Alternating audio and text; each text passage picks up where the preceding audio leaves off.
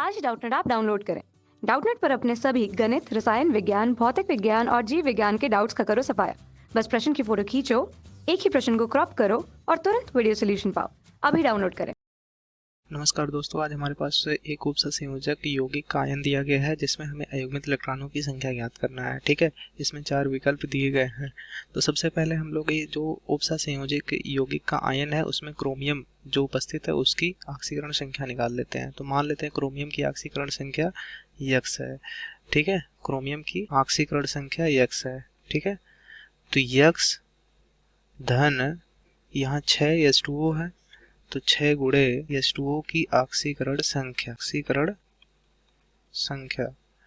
अब देखिए संकुल पे धनायन तीन धनायन लगे हुए हैं तो बराबर धन 3 लिख देंगे। ठीक है, अब H2O एक उदासीन लिगेंड होता है, H2O जो होता है उदासीन लिगेंड होता है और इसकी ऑक्सीकरण संख्या 0 होती है। तो 6 गुणे 0 बराबर धन 3।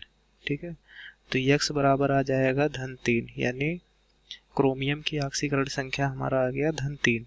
ठीक है, जो हमारा यौगिक दिया गया है H2 का होल 6 प्लस 3, इसमें हम लोग क्रोमियम का इलेक्ट्रॉनिक विन्यास कर लेंगे। तो क्रोमियम का परमाणु क्रमांक जो होता है 24 होता है, जो कि अपवाद में आता है। तो इसका परमाणु क्रमांक है, इसके इलेक्ट्रॉनों की संख्या हो जाएगी। तो क्रोमियम का इलेक्ट्रॉनिक विन्यास करते हैं, इलेक्ट्रॉनिक विन्यास। तो इसका इलेक्ट्रॉनिक विन्यास जो होगा, आर्गन 18 इलेक्ट्रॉनों को व्यक्त कर देता है एक साथ। तो आर्गन हो गया 3d5 4s1 और 4p0। ठीक है, ये अपवाद में आता है।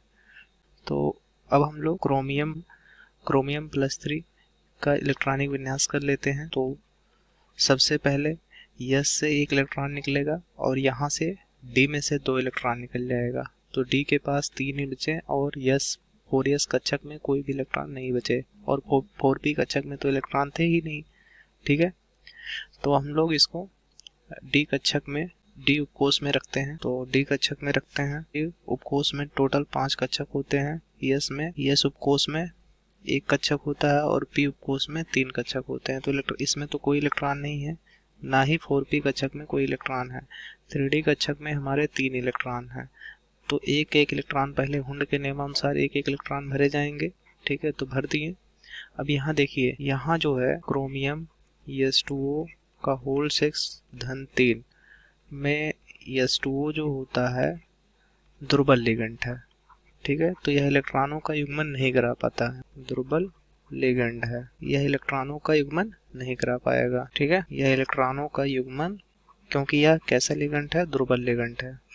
इम्पॉर्टेंट पॉइंट है, नोट कर लीजिएगा कि जब भी D3 विन्यास होगा तो D3 विन्यास के मामले में अयुग्मित इलेक्ट्रॉनों की संख्या 3 ही रहेगी। ठीक है, D3 विन्यास के मामले में अयुग्मित इलेक्ट्रॉनों की संख्या 3 ही रहेगी की संख्या, चाहे इसके साथ जो हमारा उपसंयोजक यौगिक है, चाहे उसके साथ दुर्बल लिगेंड हो या फिर प्रबल लिगेंड हो।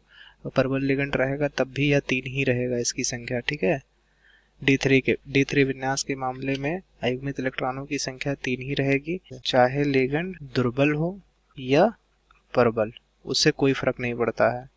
ठीक है, D3 विन्यास के मामले में ये इम्पॉर्टेंट पॉइंट है, नोट कर लीजिएगा। D3 विन्यास के मामले में अयुग्मित इलेक्ट्रॉनों की संख्या 3 ही रहेगी, चाहे लिगेंड दुर्बल हो या फिर प्रबल।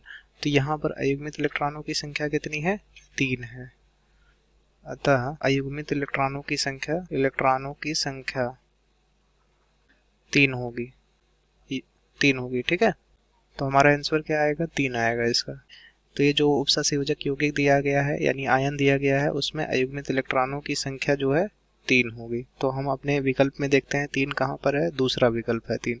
तो दूसरा विकल्प हमारा सही होगा, बाकी सभी क्या हो जाएंगे, गलत हो जाएंगे। ठीक है, तो हमारा दूसरा विकल्प सही होगा। आशा करते हैं आपको अच्छे समझ में आ गया होगा। इसी के साथ धन्यवाद। कक्षा 6 से 12वीं से लेकर नीट, IIT, JEE वो एडवांस के लेवल तक 1 करोड़ से ज्यादा छात्रों का भरोसा। आज ही डाउनलोड करें डाउटनेट ऐप या व्हाट्सएप करें अपने सारे डाउट्स 8400 400 400 पर।